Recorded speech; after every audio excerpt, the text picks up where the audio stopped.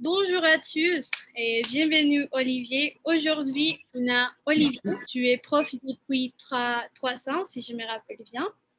Et ouais, est-ce que tu voudrais parler un peu plus sur toi ou quelque chose? Oui, alors en fait, je donne des cours de français depuis, on va dire, depuis longtemps, depuis 8, 9 ans, mais c'est pas mon travail principal. Enfin, c'était pas mon travail principal. C'est-à-dire que je donnais des cours comme ça quand j'avais du temps et pour gagner un peu d'argent. Ok. Et Et comment?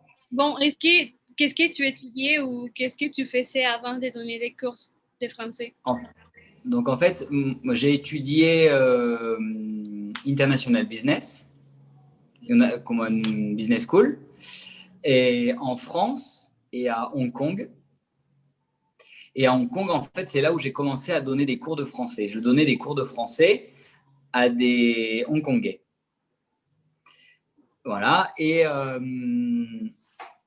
ensuite, j'ai terminé mes études. J'ai commencé à travailler dans le vin, parce que je travaillais dans le vin. Je suis de Bordeaux, qui est une ville connue pour le vin. Et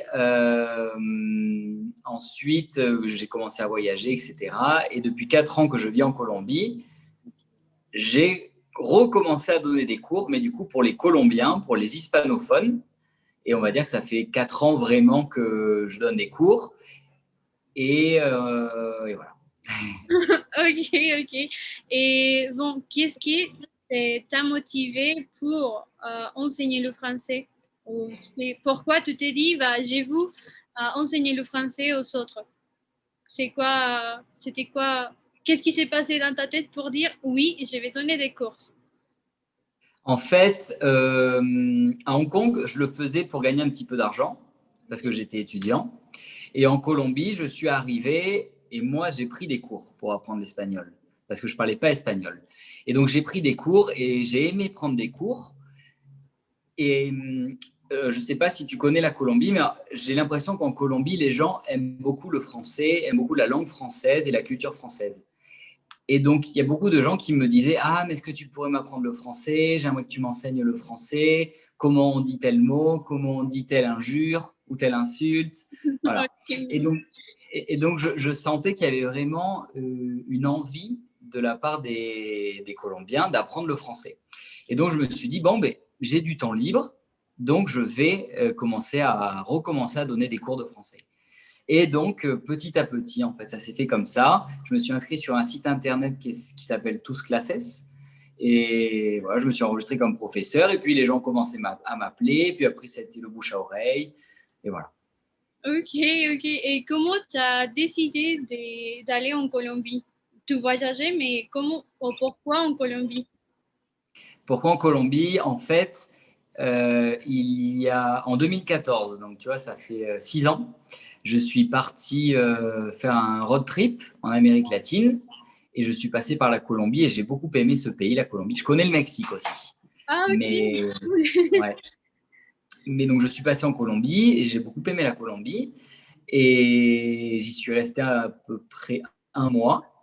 Et bon, voilà. Mon expérience a été super bonne et je suis rentré en France et j'ai continué ma vie à travailler dans le vin, ma petite routine. Et, mais j'avais quand même, tu vois, cette idée-là de la Colombie, ce voyage qui m'avait marqué, cette expérience qui m'avait marqué. Et j'ai surtout un très bon ami qui vit en Colombie depuis très, très longtemps. Donc, quand j'y étais allé pendant un mois, je l'avais visité et il m'avait montré un peu la Colombie. On avait fait la fête et tout ça. J'avais beaucoup aimé. Et comme je te disais, après, je suis rentré en France et lui me disait: Mais reviens en Colombie, reviens en Colombie. Bon, ouais, c'est pas la porte à côté non plus. Mais cette idée est restée dans ma tête. Et au bout de 2 ans, j'en ai eu marre de cette routine de travail en France, etc. Et je me suis dit: Bon, ben, c'est peut-être l'occasion de tenter quelque chose. Donc, je suis reparti en vacances en Colombie chez mon copain et j'ai beaucoup aimé. Et je me suis dit: Bon, allez, je rentre en France, je fais mes valises et je reviens en Colombie. Et voilà, ça s'est fait comme ça. Ok, ok. C'est Voilà. Et c'est difficile, je pense, de prendre une décision comme ça et de dire, bah, je vais en Colombie et je vais y vivre. Je sais pas, c'est c'est vraiment. c'était une, Oui, oui, continue. C'était une décision un peu folle peut-être, mais je sais pas. Je regrette pas du tout d'avoir pris cette décision. Au contraire, ça a été un choix qui m'a apporté beaucoup de choses dans ma vie. Ça m'a permis d'apprendre une nouvelle culture, d'apprendre une nouvelle langue. Ça m'a permis de me faire beaucoup d'amis, de rencontrer plein de nouvelles personnes et de m'ouvrir aussi un peu. Je crois que quand tu vis dans un autre pays, tu es un peu obligé de t'adapter à la culture du pays et ça t'ouvre un petit peu l'esprit. Et moi, ça m'a ouvert l'esprit sur pas mal de choses et ça m'a permis de grandir. Enfin, je me sens plus grand maintenant d'avoir vécu cette expérience. Et, et donc voilà, mais après, c'est vrai que c'est un peu fou, mais au final, si ça se passait mal, je rentrais en France et puis voilà. Ok, ouais, ouais, ouais, c'était ça. Si ça se passait pas bien, tu disais, bah, j'y rentre en France et ça va bien se passer, quoi. Voilà, et je retrouve mon petit rythme, ma famille et mes habitudes. Ok, et t'as jamais eu l'idée de, non, t'as jamais pensé, est-ce que ça va bien se passer ou est-ce que c'est bien pour moi ou jamais? T'as dit justement, Si, oui, si, bien sûr, j'ai eu des doutes, j'ai eu peur, mais c'est aussi ce qui est excitant. C'est-à-dire que il y a aussi cette adrénaline d'aller un peu vers l'inconnu. Alors, je connaissais une personne en Colombie qui était mon amie, euh, mais, mais tu te dis, voilà, je parle pas la langue, je connais pas très bien la culture, voire quasiment pas. Je vais dans un pays qui est de l'autre côté de l'Atlantique, loin de ma famille, loin de mes amis. Donc, c'est plein d'inconnus, mais qui font que l'expérience, finalement, est encore plus chévere, comme ils disent en Colombie, encore plus cool. Et donc, non, c'est quelque chose que je recommande à tous les gens qui ont envie de voyager. Il ne faut pas avoir peur de le faire. Et au pire, si ça se passe mal, dans le pire des cas, tu rentres chez toi. Mais il ne faut pas rester avec cette envie de partir et de ne pas le faire. Je pense qu'on n'a qu'une seule vie et c'est maintenant qu'il faut le faire. Et ça sert de repousser, repousser, repousser. Au final, on va rentrer dans. On trouvera toujours une raison pour ne pas le faire. Donc, ok, oui, oui, c'est vrai. En fait, j'ai vécu une année en France, là, en ok. 2019. Et ça, bah, c'est vraiment une autre culture, un autre pays. Et c'est s'adapter aux autres, quoi. C'est magnifique, vraiment. Je recommande aussi d'aller dans d'autres pays si vous avez la possibilité. Et bon, Et et je suppose en plus que ça t'a permis d'apprendre, d'améliorer ton français. oui, bien Et sûr, j'ai étudié une licence professionnelle en ok. informatique. Alors, c'était pas juste pour voyager ou une autre chose, c'était vraiment une licence professionnelle en informatique. Et bah, j'ai connu beaucoup de personnes, j'ai visité beaucoup de villes, des pays. Ici, en Latine-Amérique, je pense qu'on n'a pas l'opportunité de visiter beaucoup de pays parce qu'en Europe, on a presque tous les pays qui sont prêts. Tu peux aller en Allemagne, en Suisse et en Italie. Et ici, bon, surtout au Mexique, Mexique, c'est trop grand. Bah, tu as déjà visité et je sais pas, c'est trop difficile et c'est vraiment incroyable. Vraiment. Et ok, est-ce que, bon, là, tu savais pas l'espagnol, quand tu es arrivé en Colombie, tu connaissais déjà quelques mots, tu savais quelque chose de l'espagnol ou pas? Non, très, très, très peu. En fait, quand j'ai pris la décision de partir en Colombie, ça s'est fait comme ça. Je suis rentré, j'ai fait un mois plus tard, je faisais mes valises pour partir. Donc, je me suis dit, bon, la Colombie, ok, j'y suis allé deux fois, donc je connais, mais je ne parle pas l'espagnol et les gens là-bas ne parlent pas français. Alors, ils ne parlent pas très peu anglais et encore moins français.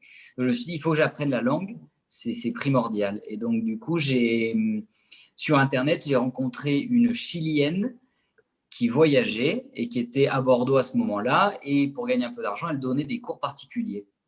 Et donc, du coup, elle m'a donné des cours d'espagnol, mais bon, elle ne parlait pas français. Donc, il a fallu. Elle ne parlait pas français, moi, je ne parlais pas espagnol. Donc, mais du coup, ça m'a forcé à apprendre. Et, euh, et ça m'a permis d'avoir quelques bases en espagnol. Mais j'ai dû prendre 8 ou 9 cours avant de partir en Colombie. Donc, c'est pas suffisant. Je suis arrivé en Colombie, je comprenais rien. Tu savais dire hola, comment estás et je pense que. Ouais, voilà, Ok. vraiment le minimum, le minimum. Et après, une fois en Colombie, je me suis dit, bon, il faut que je continue. Il faut que je continue voilà, à construire des bases en espagnol. Et donc, j'ai rencontré une autre professeure, mais qui est colombienne du coup, et qui a continué à m'enseigner pendant 1 mois et demi, 2 mois, 2 à 3 fois par semaine, parce que je voulais me construire des bases solides en espagnol, vraiment voilà, connaître les bases, quelqu'un m'enseigne les bases, et avec ces bases-là, ensuite, moi, apprendre par moi-même, et, en m'aidant de Netflix, enfin voilà, de plein de techniques que tu dois connaître. Mais je voulais voilà, avoir ces bases enseignées par des gens qui parlent la langue. Ok. Combien de temps t'as appris pour dire perfectionner la langue ou pour bien parler en Colombie bah, je sais pas, aller au supermarché et pouvoir commander quelque chose. Combien de temps t'as appris pour perfectionner la langue? Bah, bon, pour avoir un niveau basique, on va dire, pour pouvoir faire ça, ce que tu dis, pour pouvoir me débrouiller, je dirais qu'au bout de 3 mois, je comprenais à peu près tout et j'arrivais à me débrouiller. Tu vois, j'arrivais à faire mes courses, je me débrouillais. De toute façon, j'étais tout seul parce que j'avais qu'un copain et mon copain, il travaillait toute la journée, donc le reste du temps, il fallait que je me débrouille. Donc, je dirais en 3 mois, j'arrivais à me débrouiller un petit peu, mais je me suis vraiment senti à l'aise au bout de 6 mois. Au bout de 6 mois, je comprenais tout et j'arrivais à dire tout ce que je voulais. Voilà. Ok. Après, mon espagnol n'était pas parfait, j'avais un accent très fort, je faisais plein de fautes, mais les gens me comprenaient et je comprenais ce qu'on me disait. Oui, oui, c'est cool ça. C'est bah, Ouais. c'est vivre dans un pays qui parle la langue que tu apprends, c'est bon parce que là, tu peux parler et tu peux pratiquer. C'est pas comme apprendre par exemple, apprendre le français ici au Mexique, bah, tu peux pas vraiment l'utiliser jusqu'à que tu vas dans un pays francophone. C'est C'est vrai. c'est C'est ça. vrai, et puis, tu es obligé de l'utiliser. C'est ça qui est bien, c'est que d'apprendre une langue dans le pays dans lequel tu vis t'oblige, si aussi, t'es au cas. Donc voilà, dans tous les cas, j'avais pas le choix, il fallait que je me force. Mais après, tu vois, je pense que c'est possible d'apprendre une langue étrangère sans vivre dans le pays. C'est possible. Je pense que c'est un petit peu plus compliqué, mais c'est possible. Mais c'est sûr que si tu as la chance, si tu veux apprendre le français et que tu as la chance d'aller vivre en France, c'est le top.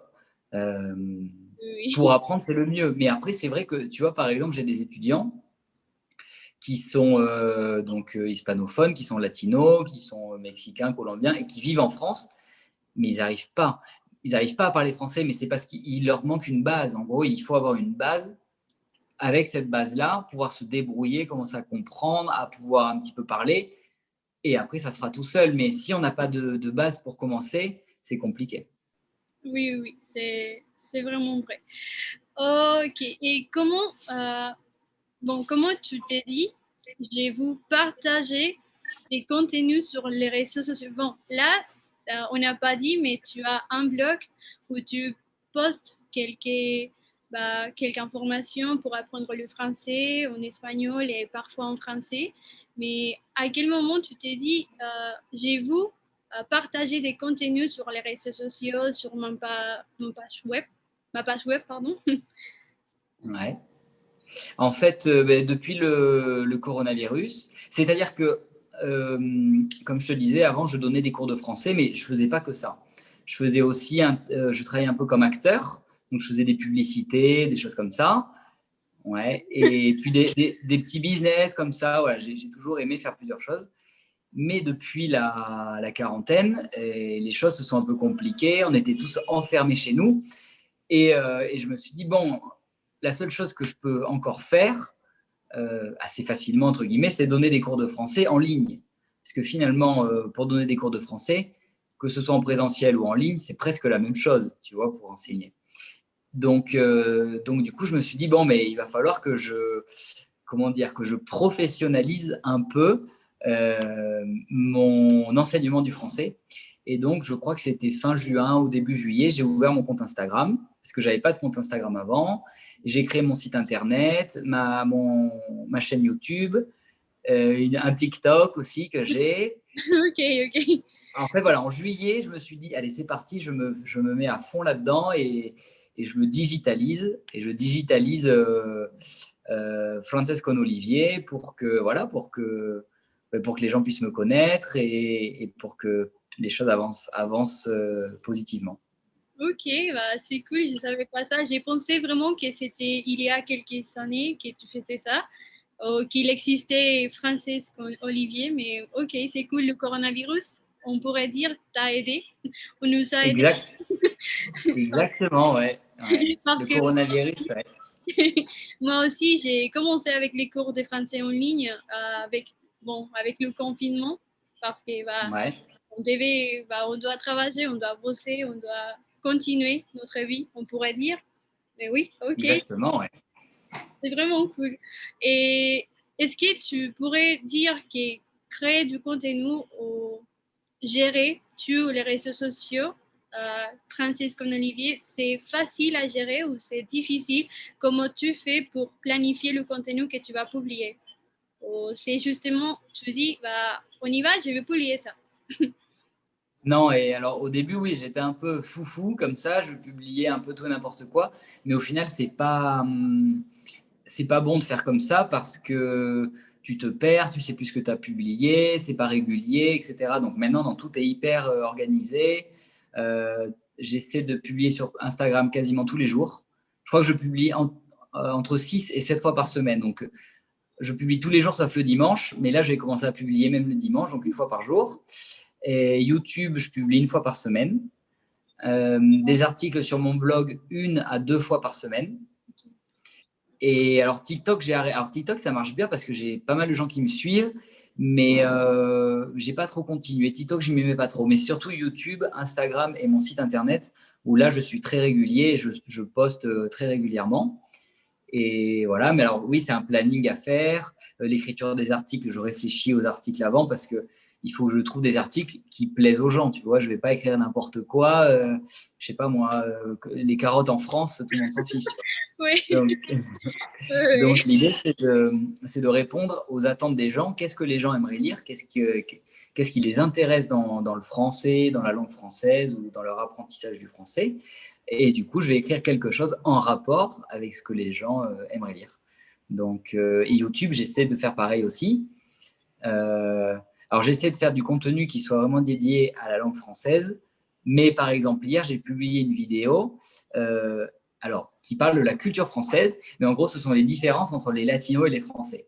ok, Voilà. ok. Et donc, c'est mon expérience de l'Amérique latine et, avec ma vie, la vie et le fait que je sois né en France, montrer un peu les deux et j'ai fait une sorte de match en fait entre les deux pour montrer les différences culturelles. Donc voilà, j'essaie de faire des choses en rapport avec la langue française et la culture aussi.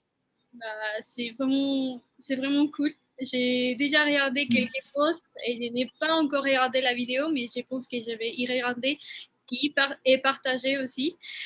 C'est Alors, gentil. et, bon, là, tu donnes des cours en ligne et comment tu fais pour gérer tes cours en ligne, les publications, les posts sur ton blog? Comment tu, comment tu vis? C'est comment? Ouais, alors dernièrement, je ne donne presque plus de cours. Ok, Parce qu'en fait, je me concentre sur, je ne sais pas si je te l'avais dit, mais en fait, donc avant, je donnais des cours particuliers, etc. Et ça prend du temps de donner des cours particuliers.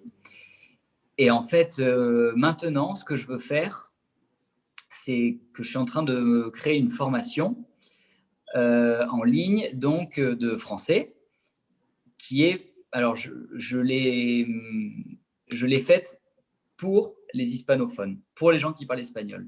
Donc en gros, c'est une formation pour les débutants, pour les gens qui commencent à apprendre le français, qui veulent apprendre le français et qui parlent espagnol.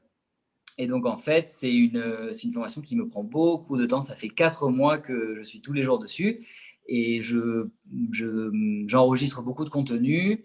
Il y a 32 modules, donc c'est des modules de cours en fait, où on révise 32 points très importants pour commencer le français. Et dans chaque module, il y a des vidéos interactives, il y a des exercices, des choses comme ça. Et voilà, en fait, c'est pour ça que je crois que j'ai plus que, enfin, réellement un seul étudiant que je continue à suivre. Le reste, j'aurais tout dit que j'arrêtais pour me concentrer sur ma formation que je suis en train de créer. Donc voilà, et j'espère commencer à vendre la formation bientôt pour pouvoir commencer à gagner un peu d'argent. Et l'idée, c'est que derrière, je reprendrai les cours, mais avec les étudiants qui m'ont acheté la formation, où il y aura tout un suivi avec mes étudiants. Voilà. Ok, bah, c'est vraiment cool. Wow. Excito. Bonne chance. Mais gracias. Ok, très très bien. Je ne savais pas ça et j'espère que tu vas bien se passer. Et Merci. bon, euh, bon, quand là tu commences à créer une formation en ligne et bon, quel conseil tu donnerais aux étudiants hispanophones pour apprendre le français, qui veulent apprendre le français, qui sont débutants? Qu'est-ce que tu pourrais Ouais. donner comme conseil? Alors, moi, je pense que déjà, il faut être motivé, il faut avoir envie et il faut croire en soi. Parce qu'un étudiant qui se dit, tiens, je vais apprendre et puis on va voir, risque d'être un peu déçu, d'avoir un peu peur et d'abandonner. Donc vraiment, si tu te dis que tu vas apprendre le français, il faut que tu te donnes les moyens d'apprendre le français. Faut que tu crois vraiment que tu vas apprendre le français. Et je pense que c'est bien. C'est ce que je conseille à mes étudiants. Bon, ils vont me dire, c'est normal, tu es professeur. Mais je conseille de commencer par un professeur, avec un professeur. Oui. Donc, tu vois, avec un professeur particulier ou avec un professeur avec des cours en groupe ou avec une formation. Mais je pense que pour commencer à apprendre une langue, il faut un guide. Il faut quelqu'un qui te guide et qui te dise, voilà, tu débutes depuis zéro. Donc, moi, je te conseille d'apprendre ça et ça, de lire telle chose, d'écouter telle vidéo, telle musique, essayer de commencer à lire tel livre, t'intéresser à tel article, etc. C'est important d'être guidé, surtout au début, pour prendre le bon chemin, commencer à construire quelques bases. Et puis ensuite, je pense que, tu vois, avoir un professeur particulier, par exemple, 1 à 2 fois par semaine pendant 2, 3 mois, peut-être 4 mois, ça dépend comment tu apprends aussi, euh, va te permettre d'acquérir des bases. Et après, je pense que tu seras en capacité de continuer à apprendre tout seul. Mais il y a des gens qui se disent non, moi je vais apprendre le français tout seul. Bon, mais si tu veux, mais j'aimerais bien savoir sur 100 personnes qui se sont dit je vais apprendre le français tout seul, combien ont réussi vraiment à apprendre le français tout seul. Je pense qu'il y en a 90% qui ont abandonné parce qu'ils ne savent pas par où commencer, s'ils commencent par la conjugaison, la grammaire. Tu te perds très très vite. Il y a tellement de choses à voir, alors qu'au final, ce n'est pas si compliqué, sachant qu'en plus, le français est une langue qui est proche de l'espagnol. Donc, quand tu es un hispanophone, tu as déjà un avantage, parce que tu parles espagnol, donc tu as un avantage dans l'apprentissage du français. Mais voilà, c'est toujours bien, je pense, de commencer avec un professeur. Et puis après, se servir bien sûr d'Internet, essayer de rentrer dans des groupes de discussion sur WhatsApp, sur Facebook. Tu vois, euh, c'est-à-dire que si tu veux apprendre le français, essaye d'orienter ton apprentissage du français vers des choses que tu aimes. Si par exemple tu adores la danse, eh bien, essaye de regarder du contenu sur la danse, mais en français. Tu vois, vu que c'est quelque chose que tu aimes, la danse, tu aimes ça, du coup, tu vas apprendre avec plaisir. Et on apprend beaucoup plus quand on aime que quand c'est quelque chose d'un peu aburrido. Oui, un peu, ou quelque chose que tu n'aimes pas parce que parfois il y a bon, los niños ou les petits qui arrivent parce que sa mère elle veut qu'il apprenne le français, mais si le garçon il veut pas, bah, ça va Il pas. apprendra jamais. Oui, oui, oui. Mais c'est vraiment ça, c'est avoir les bases. Et c'est vrai que c'est facile de se perdre en français parce qu'il y a la grammaire, la prononciation, la phonétique, etc. Il y a trop de choses et après, mais quoi, bonjour. Comment tu Ouais. vois, Et je vois beaucoup de gens qui disent ah mais par où je commence, etc. Est-ce que vous auriez un livre à m'indiquer, tout ça? Mais bon, oui, on peut te donner des livres, mais tout seul, ça va être très compliqué. Alors parfois c'est vrai que apprendre une nouvelle langue, c'est quand même une étape importante, je pense, dans la vie d'une personne. Savoir parler français, c'est quand même quelque chose qui t'apporte énormément, non seulement pour toi, mais aussi si tu cherches un travail, sur ton CV, ça a du poids de savoir parler français aujourd'hui. Je crois que c'est la deuxième langue la plus étudiée au monde. Et voilà, parfois, il faut peut-être investir un petit peu, mais derrière, les résultats seront beaucoup plus rapides que de vouloir tout faire tout seul. Mais après, voilà, s'il y en a qui arrivent tout seul, bravo à eux. Et j'y respecte beaucoup. Mais je pense que tout le monde n'est pas capable d'apprendre une langue tout seul. Oui, c'est vrai. Il faut avoir la motivation vraiment. Ouais, de la motivation, ouais. Bueno, ¿cuáles son los errores que más se cometen, bueno, que más cometemos nosotros, los hispanohablantes, al querer aprender francés? Yo diría, pues los errores son más o menos un poquito los mismos que toda la gente, pero yo hablaría más de la pronunciación. Hay algunos temas de pronunciación que les cuestan a los hispanohablantes.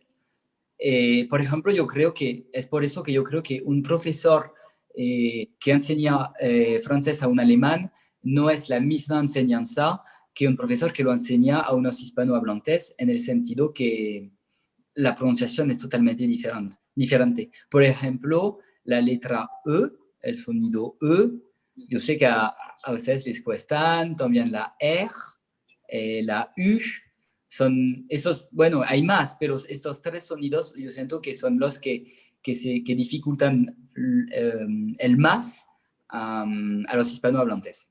Oui, oui, bon, en fait, oui, c'est vrai, tout à fait. Et surtout, je pense à la B et la UB. Et c'est B en français et V. Et ça, vraiment, je ne sais pas prononcer parce que, bon, j'essaye d'arriver, mais c'est trop difficile parfois de faire la différence parce que nous, en espagnol, par exemple, vaca, on dit vaca et c'est avec UB, même si on prononce de la même manière. Et Ouais. oui, c'est vraiment ça. Et est-ce que tu aurais... La conjugaison aussi, je dirais. Oui. Oui. D'accord. Parce que la conjugaison française est un peu compliquée et bon, l'orthographe aussi. Mais la plupart de mes étudiants, eux, ce qu'ils veulent, c'est apprendre à parler plus qu'à écrire. Donc voilà. Mais l'orthographe, même pour un Français, même pour moi, je me trompe parfois quand j'écris. Et mes amis, quand ils écrivent, c'est terrible. On dirait qu'ils ne savent pas parler français, mais c'est que c'est très compliqué finalement. Hein, oui. parfois. J'ai des amis françaises qui écrivent et que parfois je ne comprends pas ou j'ai dit, bah, c'est pas de cette manière, c'est un autre verbe parce que sinon, je n'arrive pas à comprendre parfois s'ils écrivent quelque chose que je ne sais pas ou je ne connais pas. Je suis en mode, mais qu'est-ce qu'il vous dit? Oui, c'est faux. Oui. Et c'est vraiment difficile pour tous, je pense, le français. Est-ce que tu as une anecdote à raconter, je ne sais pas, un choc culturel que tu as ou en Colombie ou pendant tes voyages, ou une anecdote pendant les cours de français, je ne sais pas, quelque chose que tu voudrais raconter? Non, je sais pas, mais après, par exemple, quelque chose qui m'a... Alors, c'est pas trop en rapport avec le français, c'est plus en rapport avec l'espagnol, mais c'est quand je suis arrivé en Colombie, comme je te disais, je parlais pas espagnol, ou très peu, et un mois après être arrivé à Bogota, donc je parlais très très peu espagnol, je suis parti à Carthagène, vivre à Carthagène. Et donc, je parlais très, très peu espagnol. Et en fait, il a fallu que j'apprenne finalement l'espagnol en étant à Carthagène. Et au début, ça a été très difficile pour moi par rapport à l'accent des costeños. Parce que les gens sur la côte en Colombie, ils ont un accent très, très fort, très marqué. Et ils mangent les mots. Ils ne disent pas toutes les lettres. Donc, du coup, voilà. J'ai appris l'espagnol, je pense, d'une des manières les plus difficiles.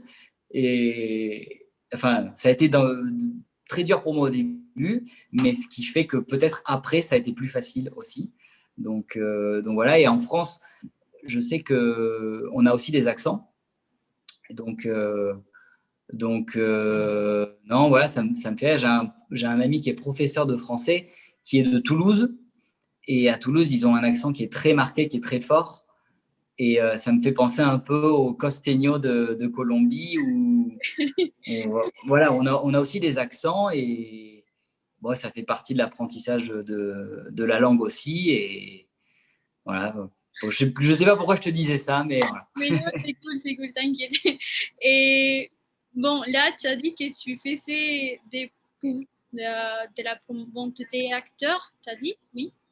Des... Ouais, ouais, je fais surtout des publicités. Ok, et est-ce que tu aurais, bon, je sais pas si tu parlais en français ou en espagnol ou tu parlais déjà en... Je me demandais si je parlais déjà espagnol quand j'ai fait des publicités, mais la plupart des publicités que j'ai fait, j'ai pas besoin, on ne parle pas. Ok, Il y a toujours une voix, il y a une voix off et c'est juste voilà, des expressions et des choses comme ça. ok, ok. Est-ce que, bon, je sais pas si c'est juste une question qui m'est venue. En algún momento, bon, dans un moment, tu t'es senti, bon, là, tu as l'air d'être vraiment en français. Bah, toi, t'es blanc, on est, ok, nosotros tenemos el pelo negro, casi, no tanto como ustedes rubio.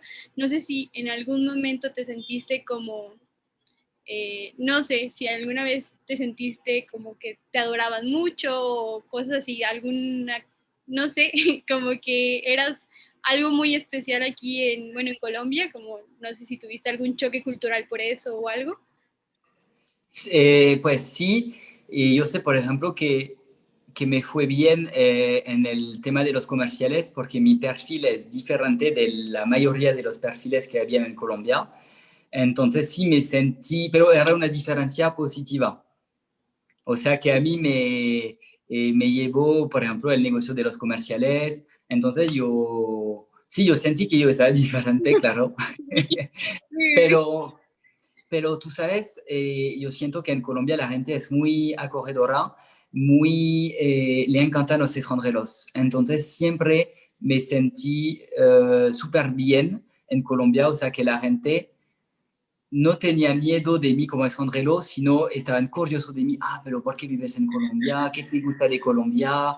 Qué chévere que estés en Colombia y todo. Entonces, eso es finalmente lo bueno de ser un extranjero. En América Latina, yo no sé, me imagino que sí, pero en Colombia sí, la gente te vea súper bien y todo. Y es una diferencia con Francia, porque en Francia no hay un racismo, pero es que los extranjeros no son tan bienvenidos como yo me sentí bienvenido en Colombia, ¿me entiendes? oui, oui, oui, j'ai compris. Y Sí, sí. eso es muy agradable, es súper agradable de llegar a un país y que la gente está así contigo y es súper chévere. Sí, bueno, yo siento que sobre todo en Europa o en Francia son un poquito más cerrados. Nosotros aquí somos más de, como a todo mundo decimos, hola, ¿cómo estás? Saludamos y como si fueran nuestros amigos desde hace mucho tiempo, sobre todo en Latinoamérica y a lo mejor en Francia o en Europa sobre todo son un poco más cerrados a decir te voy a Sí. hablar, pero ya que seas mi amigo o algo así como que hasta que ya te conocen, ya te empiezan a hablar, pero aquí bueno, en México hablo por México, somos como que bienvenido, llégale, como vente, todo chévere, dijeras. Claro, hasta que aquí, pues tus vecinos, pues en Colombia, pero la gente te invita a comer, tus vecinos te invitan a comer, la gente está curiosa de ti, te preguntan muchas cosas, te invitan a todos lados. Y, no, y es verdad, en Francia la gente es más así, más fría, más cerrada. Es una cultura también diferente. Oui, oui, oui. Et quel est ton pays, bon, quel est ton pays préféré de Latine-Amérique? Bon, après la Colombie, on pourrait dire. Après la Colombie. Bon, et je ne les ai pas tous faits. Je les ai pas tous faits. Il me manque certains pays. Mais j'ai beau, par exemple, le Mexique, j'ai beaucoup aimé, mais je connais qu'une toute petite partie du Mexique. Mais Ok. j'ai beaucoup aimé la nourriture mexicaine et j'ai aimé aussi les, comment ça s'appelait, las luchas, non, lucha libre, Lucha la libre. lucha libre. Et aussi, je suis allé dans le Yucatan aussi, les temples, j'ai trouvé ça magnifique. Partout où je suis allé, j'ai beaucoup aimé. Je me souviens que quand j'avais fait mon road trip, il y avait deux pays qui m'avaient vraiment marqué. Donc, c'était la Colombie et la Bolivie. Alors, la Bolivie, ça n'a rien à voir avec la Colombie. Au contraire, les gens sont beaucoup plus timides, réservés. Mais ça m'avait marqué, le choc culturel m'avait marqué. La différence entre la vie en Bolivie et la vie en France. Ça m'avait un peu choqué, comme si le pays avait 50 ans en arrière. Enfin, tu vois, comme si j'étais un peu retourné dans le passé. Et donc, j'avais beaucoup aimé la Bolivie pour ça. Mais après, voilà, la plupart des pays où je suis allé, j'ai beaucoup aimé. Ok, bah, c'est trop cool. Est-ce que tu es plus... Bon, tu es pain au chocolat ou chocolatine? Chocolatine. Ah, Chocolatine. Je mais suis du non, sud-ouest. moi, je suis pain au chocolat. Mais Aïe, aïe, aïe. On va pas s'entendre alors. ouais, on va pas s'entendre. Ok, et bon, dernière question. Est-ce que tu as un... quel est ton mot préféré en espagnol ou en français? Est-ce que tu as un mot préféré que tu dis, bah, j'aime bien dire ce mot ou quelque chose? Comment, un mot préféré? Oui, ou en phrase, je sais pas, en espagnol ou en français. Ben non, par exemple, c'est vrai que me corrió mucho la expresión de decir chévere porque es que aquí dicen chévere a todas las frases y entonces eso pues es algo que yo no sé si me gusta o no, pero es que lo digo mucho pues. Ok, ok. Entonces sería chévere. Pero yo creo que en México no existe. Non, on n'utilise pas chévere. Bah, on utilise peut-être autres mots. Bon, cabrón, on pourrait dire. Ah, no, pero chévere Non, no non, es una j'étais, oui, insulta, c'est ¿eh? Es ça. como cool. Oui, oui, mais on utilise, bon, l'Espagne. Ici au Mexique, on a beaucoup des mots qui, c'est comme ami, non? Bon, non, c'est cool, chévere. Oui, Ouais, bah, on dit chingon. On peut chingón, así, chingón. chingon et oui, tu peux utiliser ça si tu veux. Ok. Et- ok, et dernière, est-ce que tu aurais un dernier message à dire aux personnes? Je sais pas. Et ouais, bah, écoute, qu'il soit motivé à apprendre le français, que c'est une très belle langue et que ça peut leur apporter beaucoup de choses dans leur vie. Ça peut leur apporter des rencontres, mais aussi des voyages et peut-être même un travail, une vie en France, on ne sait pas. Donc voilà. Après, je le dis pour le français, mais ça peut être pour n'importe quelle langue. Je pense que d'apprendre une nouvelle langue t'ouvre sur une nouvelle culture et te permet d'apprendre énormément des autres, mais aussi de soi-même. Donc voilà, bon courage et il faut se motiver pour aussi apprendre des langues.